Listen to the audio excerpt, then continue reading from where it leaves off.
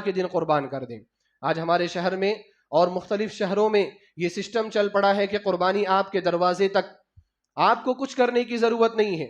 آپ گوگل پے اٹھائیں، آپ فون پے اٹھائیں، 10,000 روپے 12,000 روپے آپ ان لوگوں کو بھیج دیں۔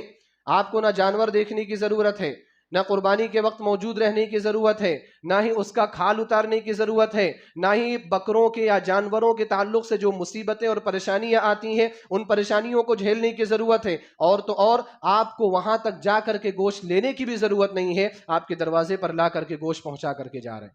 یہ طریقہ بہت چل رہا ہے، اور یہ طریقہ اگر آپ حصے لے رہے ہیں بڑے جانوروں میں تو وہ تو ٹھیک ہے، مناسب ہے کہ اگر آپ اس طریقے پر آپ عمل کریں تو مناسب ہے کہ آپ بڑے جانور میں حصہ لے رہے ہیں، سب کا جانا ضروری نہیں ہے۔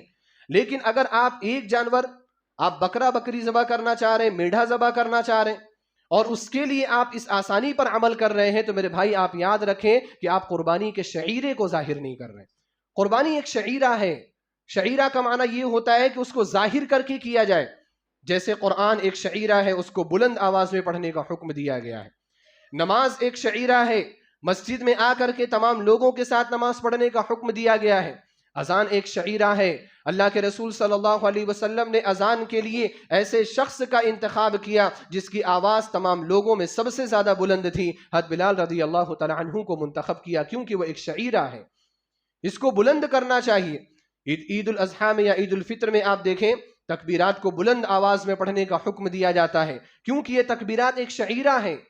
آپ کے آس پاس رہنے والے لوگوں کو معلوم ہونا چاہیے کہ یہ اسلام کی تعلیمات ہیں، یہ اسلام کے احکام ہیں، لہذا اگر کوئی شخص قربانی آپ کے دروازے تک والے فارمولے پر عمل کر رہا ہے، وہ کہاں سے قربانی کے شعیرے کو ظاہر کر رہا ہے؟ آپ کے گھر کے باہر جانور بھی نہیں بندھ رہے ہیں، آپ کے گھر کے باہر جانوروں کی غلاظتیں بھی نہیں ہیں، کیا معلوم ہوگا کہ آپ قربانی کر رہے ہیں؟ اور کیسے معلوم ہوگا کہ آپ مسلمان ہیں؟ میرے بھائی اور دوستو، یہ طریقہ اپنے یہاں بہت زیادہ حاوی ہوتا جا رہا ہے، اس سے بچنا ضروری ہے، اور قربانی کی روح کو باقی رکھنا ضروری ہے۔ قربانی تو دراصل ہمیں اپنے خواہشات کی قربانی دینی ہے، قربانی تو اپنے دل کی قربانی ہے، اپنی محنت کی قربانی، یہ اصل قربانی ہے۔ اور جو لوگ اس طرح کے اصولوں پر یا اس طرح کی چیزوں پر عمل کر رہے ہیں، میں یہ سمجھتا ہوں کہ وہ قربانی نہیں دے رہے ہیں، وہ گوشت خرید رہے ہیں۔ وہ قربانی نہیں دے رہے، وہ گوشت خرید رہے ہیں۔ کیا کہا جاتا ہے؟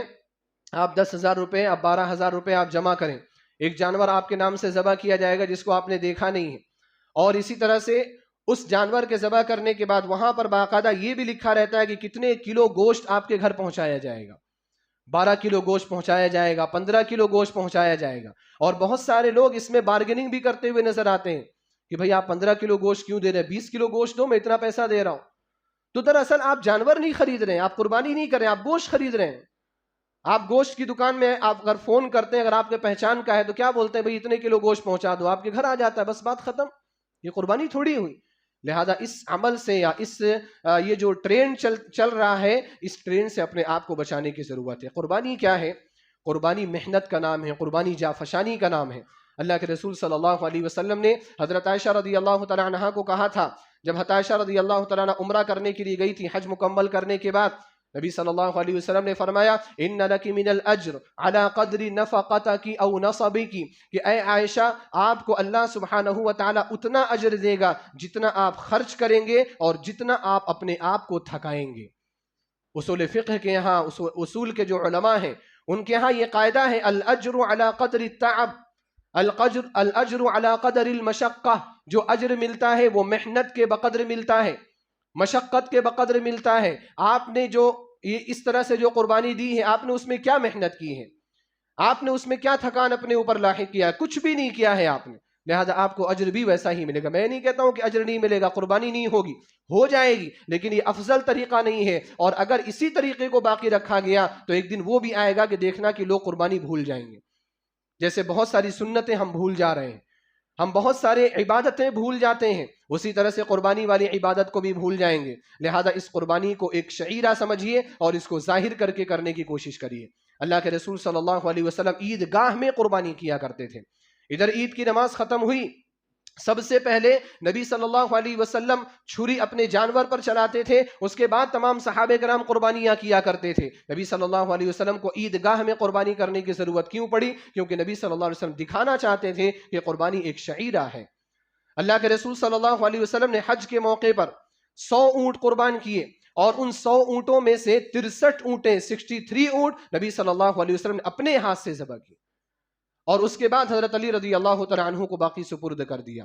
اور پھر نبی صلی اللہ علیہ وسلم نے وہ جتنا 100 اونٹ ذبح کیے گئے تھے ان میں سے ایک ایک بوٹی لے کر کے، صحیح مسلم کی روایت ہے، اس کو ایک ہانڈی میں پکوانے کا حکم دیا، اور اس کے بعد نبی صلی اللہ علیہ وسلم نے خود بھی کھایا. اور یہ بات اس لیے میں آپ کے سامنے ذکر کر رہا ہوں کہ ہم میں بہت سارے لوگ ایسے ہیں جو گوشت کے زیادہ شوقین نہیں ہیں، تو وہ کیا کرتے ہیں کہ وہ قربانی دے دیتے ہیں، پیسے ادا کرتے ہیں، وہ کہتے ہیں کہ ہمیں گوشت کی بھی ضرورت نہیں ہے، آپ گوشت بھی تقسیم کر دو. یہ سنت ہے قربانی کا گوشت کھانا. نبی صلی اللہ علیہ وسلم ایک ایک بوٹی لی، دیکھو آپ تمام اونٹوں سے، حالانکہ آپ ایک اونٹ کا بھی گوشت پکوا سکتے تھے، لیکن سنت ہے ہر اونٹ سے آپ نے ایک ایک بوٹی لے کر کے اس کا سالن پیا. 100 بوٹیاں بھی آپ نبی صلی اللہ علیہ وسلم نہیں کھا سکتے تھے. تو یہ نبی صلی اللہ علیہ وسلم کا عمل ہے. حضرت ابو موسیٰ اشعری رضی اللہ تعالی عنہ کے بارے میں صحیح بخاری میں معلقاً یہ حدیث مذکور ہے. ابو موسیٰ اشعری رضی اللہ تعالی عنہ اپنے بیٹیوں کو حکم دیا کرتے تھے کہ وہ اپنے ہاتھوں سے قربانی کریں. اس سے دو چیزیں پتہ چلی، پہلے کہ گھر میں قربانی ہونی چاہیے، دوسری بات یہ پتہ چلی کہ خواتین بھی اگر قربانی کرنا چاہیں، اگر وہ شوق رکھتی ہیں تو ان کے گھر کے لوگ ان کو بھی آگے بڑھائیں اور وہ بھی قربانی کر سکتی ہیں. صرف مرد قربانی کرے ایسا ضروری نہیں ہے، وہ بھی جانور کے گردن پر چھری چلا سکتی ہیں. تو میرے بھائی اور دوستو، قربانی ایک شعیرہ ہے، اس کو باقی رکھنے کی کوشش کریں.